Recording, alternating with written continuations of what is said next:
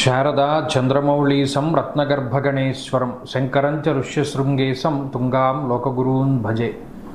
ఉభయ జగద్గురువుల యొక్క పాదపద్మాలకి నమస్కారం చేసుకుంటూ, అలాగే నాకు ఈ జ్యోతిష విద్యను నేర్పిన గురువర్యులు జ్యోతిష బ్రహ్మ కీర్తిశేషులు శ్రీ ఈరంకి సూర్యనారాయణమూర్తి గారు, సూర్యశ్రీ దైవజ్ఞి గారి యొక్క పాదపద్మాలకి నమస్కారం చేసుకుంటూ, ఓం శ్రీ మహాగణాధిపతే నమః, శ్రీ గురుభ్యో నమః, హరి ఓం.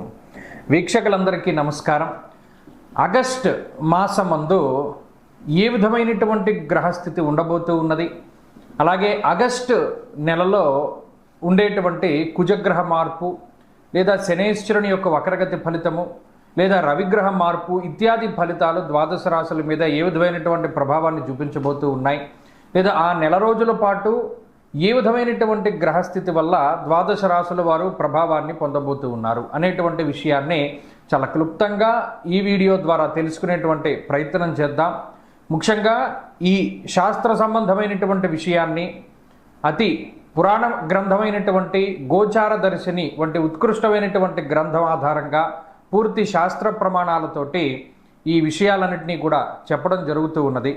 ముఖ్యంగా ఈ ఆగస్టు మాసంలో ఉండేటువంటి గ్రహస్థితిని గనక గమనిస్తే, ఆగస్టు 2వ తారీఖున ఉత్తరా నక్షత్రం 2వ పాదంలోకి శుక్రుని యొక్క సంచారము జరుగుతూ ఉన్నది. అనగా శుక్రుడు తన యొక్క నీచక్షేత్రమైనటువంటి కన్యలోకి ప్రవేశం చేస్తారు ఆగస్టు 2వ తారీఖు నుండి. తదుపరి మాసం అంతా కూడా ఆయన అక్కడే సంచారం చేస్తారు. అలాగే 3వ తారీఖున మృగశిర నక్షత్రం 3వ పాదంలోకి కుజుని యొక్క సంచారం జరుగుతుంది. అనగా మిథున రాశిలోకి కుజుని యొక్క సంక్రమణం జరిగి ఆ నెలంతా కూడా కుజుడు అదే రకంగా ఆయన సంక్రమణం చేస్తూ ఉంటారు. అలాగే 18వ తారీఖున సూర్యుని యొక్క మార్పు, ఇప్పటి వరకు కర్కాటక రాశిలోకి ఆయన యొక్క సంచారం సాగింది.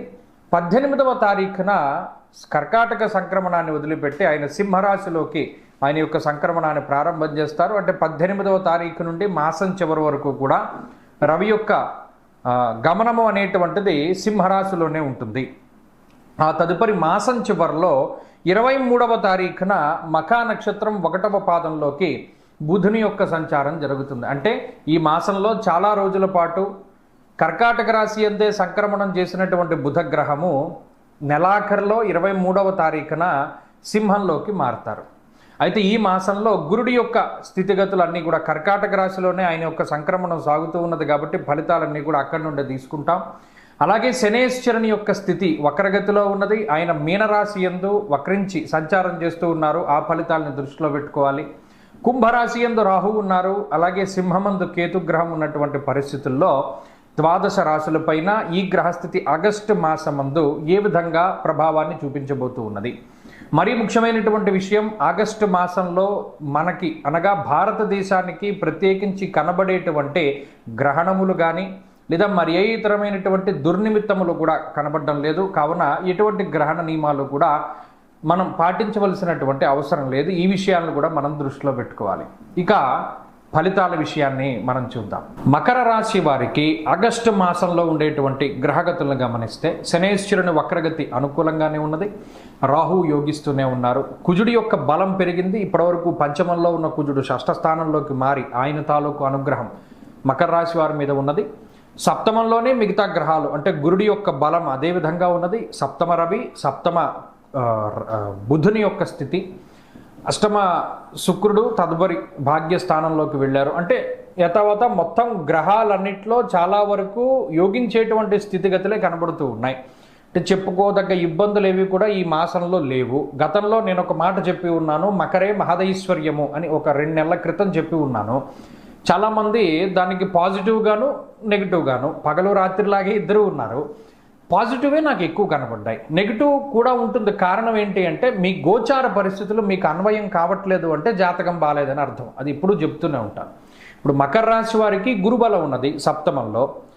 రాజదర్శనం, ఆరోగ్యం, గాంభీర్యం, గాత్రపోషణం చాలా గొప్పగా చెప్పడం జరిగింది. అందులో శనేశ్వరుడు తృతీయ స్థాన స్థితి, ధనధాన్యాభివృద్ధిశ్చ స్త్రీపుత్ర సుఖవర్ధనం, అది కూడా చాలా గొప్పగా చెప్పారు. అలాగే 2వ స్థానమందు రాహుగ్రహం ఉన్నారు. అది కూడా చాలా గొప్పగా సౌభాగ్య, భాగ్యం, ఆరోగ్యం. కాబట్టి అటు ఆర్థిక స్థితిగతుల్ని, ఆరోగ్యాన్ని, సౌభాగ్యాన్ని, కుటుంబాన్ని, ఉద్యోగాన్ని, వ్యాపారాన్ని, సంతానాన్ని అన్నిటినీ కూడా చాలా పాజిటివ్గానే ఈ గ్రహస్థితి రీత్యా చెప్పడం జరిగింది. సరే, దీన్ని కొంచెం వ్యతిరేకంగా పనిచేసే గ్రహాలు ఉన్నాయి ఇందులోనూ. ఉదాహరణకు మనం చూస్తే 18వ తారీఖు తర్వాత రవి అష్టమంలోకి వెళ్ళిపోతారు. తర్వాత మాసం చివరిలో అష్టమంలోకి బుధుడు వెళ్తారు. అప్పుడు కొంత వ్యతిరేకమైన గ్రహస్థితులు ఉన్నా, ఇప్పుడు మనం ఏదైనా ఒక తాడుని పట్టుకున్నాం, ఆ తాడులో ఒక పోగు దిగిపోయినందువల్ల తాడు మొత్తం ఊడిపోదు కదా. మిగతా పోగులన్నీ కలిపి ఉంటాయి అందులో. మొత్తం తాడంతా ఊడిపోయిందిరా అంటే మనం భయపడాలి. మిగతా పోగులన్నీ అందులో పట్టుకుని ఉన్నాయి, మనం తాడు పట్టుకుని ఒక పోగే ఊడిపోయింది, దానివల్ల పెద్ద ఇబ్బంది లేదు. కాబట్టి మకర రాశి వారికి ఈ మాసం అంతా కూడా చాలా అద్భుతమైనటువంటి ఫలితాలే ఉన్నాయి. కాబట్టి మీరు చక్కగా ముందుకు వెళ్ళొచ్చు. ఏ విధమైనటువంటి భయము లేదు. మీరు అనుకున్న నిర్ణయాలు, మీరు తీసుకున్నటువంటి నిర్ణయాలతో పాటు మీరు ముందుకు వెళితే అంతా కూడా శుభ ఫలితాలే కనబడుతూ ఉన్నాయి. ఈ మాసంలో మరి ఏదైనా మంచి ఫలితాలు సాధించడానికి ఏదైనా ఒక చక్కని పరిహారము కావాలి అంటే ఎక్కువగా గణపతి ఆరాధన చేస్తూ ఉండడం చాలా మంచిది. గణపతి సంబంధించిన అనేక స్తోత్రాల్లో ఏదో ఒకటి మీరు పారాయణ చేస్తూ ఉండండి.